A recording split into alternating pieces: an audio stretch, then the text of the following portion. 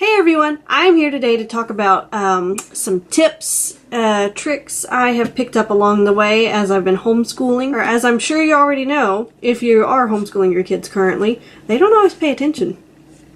And you know, that's just parenting in general. They ain't always listening. School in particular, it can be very frustrating whenever, you know, you've just got one lesson left and they're trying to see what the clouds are doing, trying to see what's going on over here. Hey, look, there's a fly on the wall. You know, just wherever they're going to go. They're going to space out at one time or another. My oldest girl is 6. So she's about on the kindergarten, first grade level currently. Typical 6-year-old. She can focus a little bit, and then she needs time to move around and play. So I have been homeschooling for about let me think. About 10 months now. I've been homeschooling about 10 months. Along the way, I have learned different techniques, different things, just ways to work with her to kind of keep our to kind of keep our schooling balanced and happy. I mean, not everything's not going to be happy and perfect all the time. I am fairly new to homeschooling, so these are just some things that I have learned along the way. I'm going to constantly be learning until she is in college and out of the house. There's definitely some crowd control needed every now and then, because I've got the little one, 4-year-old, Lila, who likes to be the big distractor because big sister isn't playing with her, and she wants to see what she's doing, and she wants you to come see what she's doing. And then Izzy's trying to be her mother and tell her what to do and what not to do, and I'm saying, no, you need to do your schoolwork right now. You are not her mama. That's my job. Let me do it. There's any number of distractions that are going to be happening. Let me, I guess, start where sort of I was in the beginning. So back when we started, we were back in our house in East Texas, and I did go to public school until I was in about 8th grade, middle of my 8th grade year. So I am very familiar with the structure and the formatting of the public school system. So that's sort of what we adopted whenever I was homeschooled through junior high and high school. You know, we sort of did the 8 to 4 or 8 to 3 o'clock model, and it worked for me just because I'm a book nerd. I liked school. It was very enjoyable for me, so I could sit there, you know, of course I'm older at that time too.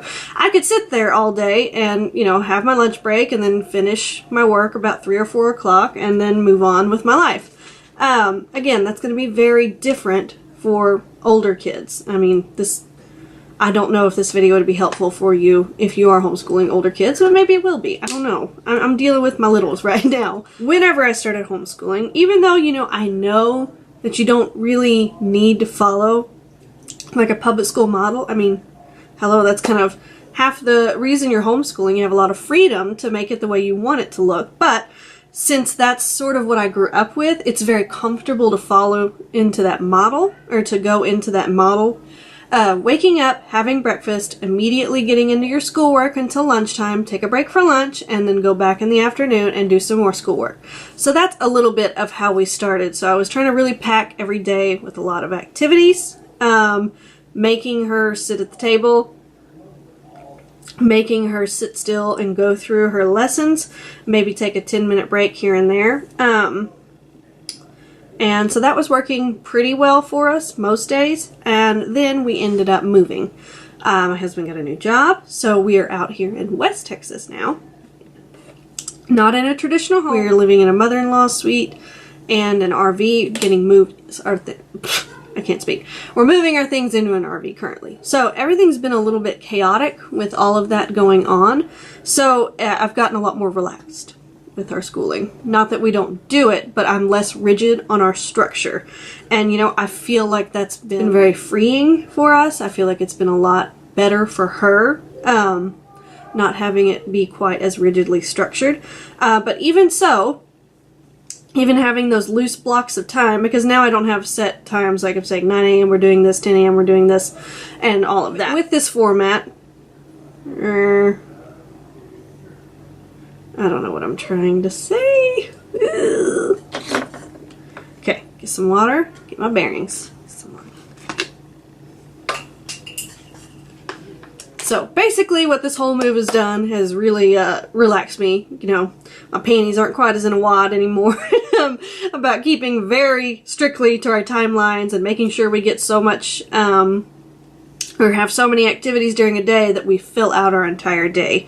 That's just not something we've been able to do since we moved down here, just trying to get everything settled. It's just a different environment. Typically, our days look like they get up, I put on a show for them, I make them breakfast, then we get dressed and we do 2 lessons. Usually she picks, I let her pick now, you know, I don't just grab out her lessons. So I say, what would you like to do first? And she usually likes to do her Rebecca spelling and poetry book first. So we do that lesson, and then we do either math or language after that, and then I tell her, okay, you get a 15-30 minute break, and she can go and play. And then we finish another lesson after that, and then she can go and play. And then we do her Story of the World history books, usually last, and if we have any activities, which we're just starting to get back to where I feel like I'm not fully grounded yet, but I'm feeling like there's enough of a routine where I'm starting to get activities that sort of go along with her lessons, because it's been pretty core curriculum based right now, as in these are our workbooks, we work through these. There's just not been a lot of extras going on, just because it's been a little daunting for me. You know, I hope this is some encouragement, you know, if you're going through a tumultuous time in your life. You know, it's okay if you're not doing all the bells and whistles and having beautiful, intricate activities for them to do every single day. She's learning a lot. She reads every day to me. You know, she's getting what she needs done, and then as we get more settled, we can get a lot of that extra bonus fun stuff in there as well. Because I really do love kind of planning activities to go along with her lessons. So in essence, that's what our days have been looking like here lately. But even so, even having that very loose structure, sometimes we don't finish until the evening. I try not to do that very much. You know, sometimes we do take a lot of breaks, and that really just depends on how she is doing that day. You know, I know that there are a couple different philosophies, like unschooling. You don't really make your child do anything that they do not want to do. It's basically child-led learning, and there's not a lot of formal work that goes on.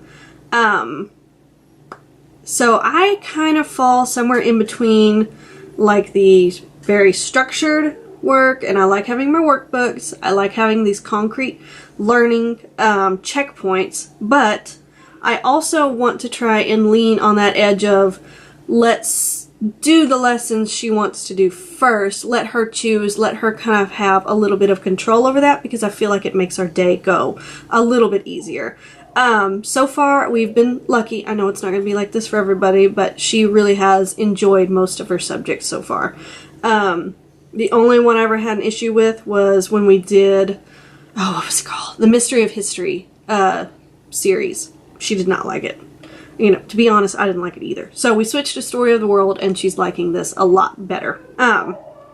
So all that to say, so I kind of let her choose the order with which we do things, and then sometimes she's a space cadet. I mean, that's just going to happen. She's 6. And I try to remember that, because I am very much in that drill sergeant mentality. I'm working away from that. I know she's young, and she's not doing it to be spiteful or hateful. You know, if she's not concentrating, and I'm having to explain the directions to her about 50 different times, and I'm just like, just listen to me. You could have been done with this 20 minutes ago if you just focused. It's just very frustrating, and I have to take a step back and realize, okay, this is not worth getting that frustrated over, okay? Just move on. It's okay. Now, there are days when I will stop mid-lesson with her. And, you know your kid's best, so, you know, just take all of this with a grain of salt. Sometimes we'll get halfway through a lesson and we've been fighting, or not fighting, but she has just been struggling through it, and she's been distracted, and she's trying to talk to her sister, and she just keeps going off on different stories. And I'm like, okay, shut the book. Go play for 15 minutes, and I'll set a timer. Guys, timers, setting a timer on your phone. I don't know if it's my kids. I don't know what it is. But like if we're at the McDonald's playground and you know, it's like been 30 minutes, 45 minutes, and I'm like, okay, I gotta get out of here. I'm tired. Let's bounce out of here, kids. And I'm up there, I'm like, girls, it's time to go. And then, you know, I had to crawl up to the very top to drag my little one down, kicking and screaming. But for whatever reason, I think it was, don't quote me, I think it was my mother-in-law, or maybe my mom. I don't remember exactly, but somebody set a timer and said, okay, girls, we're going to leave in 10 minutes, or I don't know what it was that they were going to do. But they set a timer for 10 minutes, and when that timer went off, the girls were just like, okay, we can go. It was like, but you know, it's like if you say, okay, we're leaving in 5 minutes, and you're watching the clock, you say, okay, girls, it's been 5 minutes, and they're like, no, I don't want to go. For whatever reason, when they hear that timer go off, they're like, okay, that's how it's going to work. It's like, I bet that's why they have bells. Oh my gosh.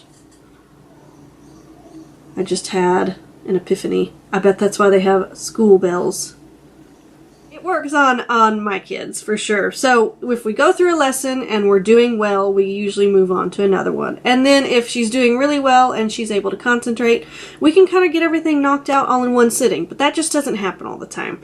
So if I notice her losing concentration, most of the time I sit there and I push her to finish her lesson, and then I tell her, look, you just need to finish, just concentrate, just focus on your work, and when you're done with this, you can go play. You can go play with your sister for 15 minutes. I'm going to set a timer, and usually that's enough to get her to push through and finish, and then she can go play, and when that timer goes off, she's more than happy to come back, sit down, well, not more than happy. She acquiesces begrudgingly, I should say, anyway. So, I mean, it's just kind of up to you. It's kind of, well, of course it's up to you. So it just depends on you and your child and kind of how you want to handle those situations.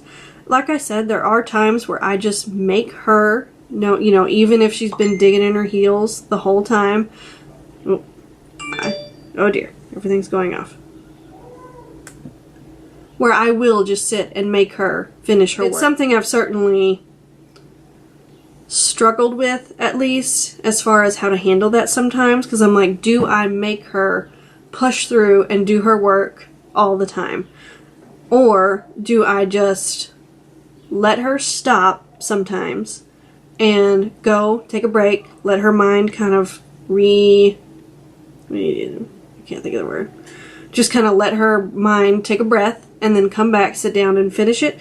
Because I know in life, you know, you don't get to do that as a grown-up. You know, even if you have to do things you don't want to do.